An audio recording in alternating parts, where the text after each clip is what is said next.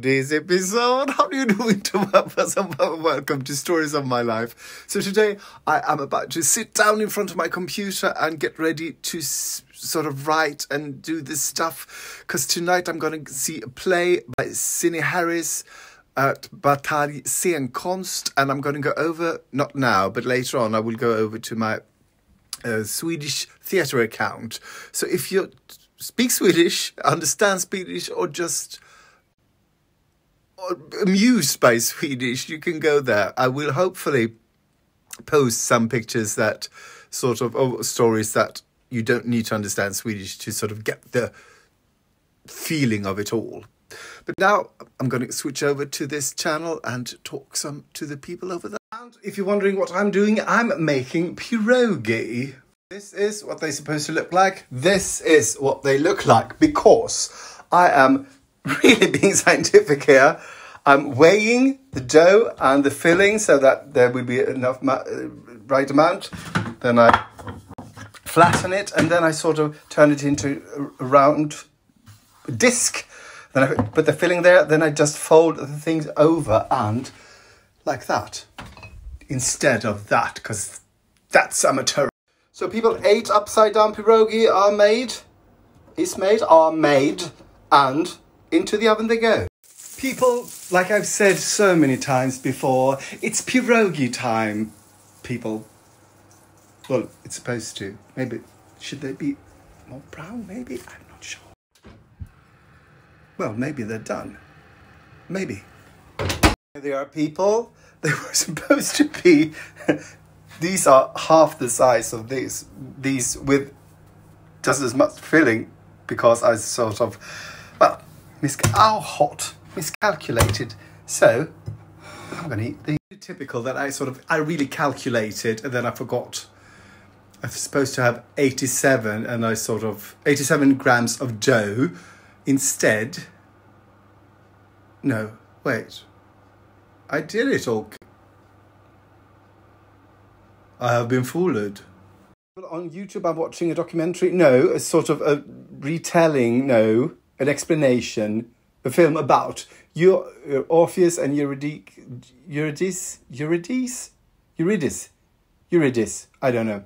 Because the play I'm going to see tonight is inspired. So I thought I might just, catch up. So if there are any intelligent hints, I might grasp them. So let's now eat pih-ROH-ghee. Okay, people, these are great. Oh, will he turn around? He gave in to temptation. Oh, fuck, there she goes. Okay, people, so while looking at that, suddenly I'm watching a bootleg of Hades Town with subtitles in Spanish. I totally forgot to tell you, I was on my way to the theatre. Now I am at the theatre. I'm just going to show you some clips from the theatre. It hasn't started yet, and I got 2 tickets, and I didn't read that, so I'm on my own. I think this theatre used to be a sort of cinema or something, a movie house, I think. And look at the foyer; it's quite small, and it's sort of crammed with very hip people. So I'm not going in there. I'm standing outside in the street. But now I'm going back to the other channel again. I just want to say hello.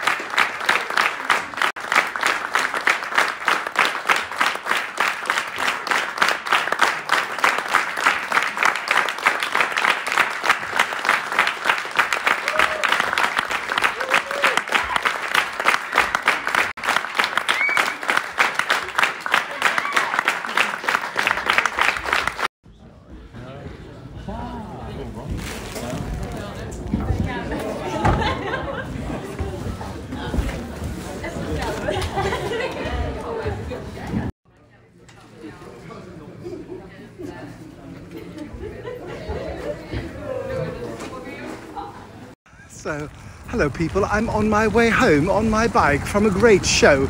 It was really, really good. For those of you who don't live in Stockholm, if you ever see sort of Cindy Harris, she's a dramaturg, she's a writer.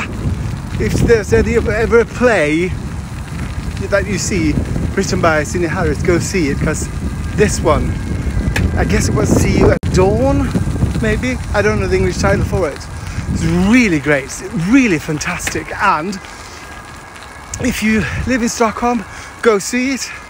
And also, if you plan to go see it, don't skip the next few, because I will be sort of telling, well, there's going to be some spoilers. I really like these sort of drama when there's a secret, and when you get to know the secret, you sort of go, oh, wow. The only thing about that is the play has to be really good for you to see it a second time, because when you know the secret, sometimes that's all there is. That's not the case in this. So it's about two women that gets washed up on a beach, and then turns out one of the women is dead, and the other woman has sort of had some sort of, I don't know, psychotic thing where she sees this woman and she helps that another woman, and that woman grants her a wish, and she wishes for one more day with her girlfriend. And this she doesn't know, the one who wished for her girlfriend to be alive for one more day. So she sort of comes to realize it during the day, and her girlfriend sort of tells her girlfriend, because she doesn't know, she sort of remembers, I met a woman and she granted me a wish. What's a wish? What was the wish? It's so good, this story, that you sort of, well, what? And it's really good, and it's kind of funny too, but it's so good. It's sort of like if you met someone, because you meet her sort of dead girlfriend, and when they sort of realize that this is what happened, the dead girlfriend gets so mad that she just wished for one more day. She could have wished for a year or a lifetime, and she said, sorry, I didn't think about that.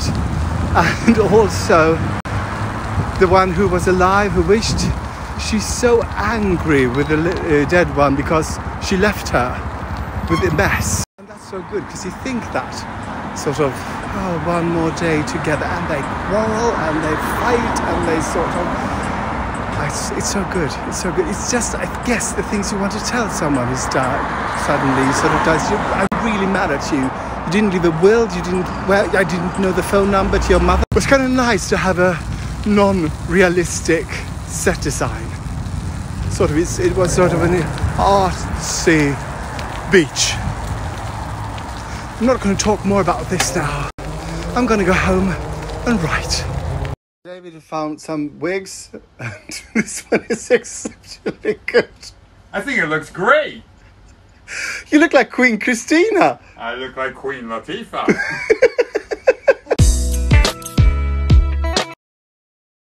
A man with a face tattoo looked at me and smiled, and that smile was scary.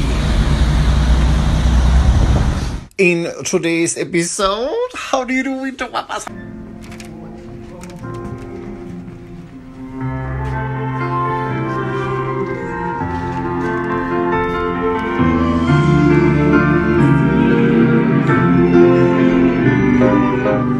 I can do that. I can do bad poetry. Let me do that bad poetry. If it's bad poetry you want, I come to the theatre for good poetry.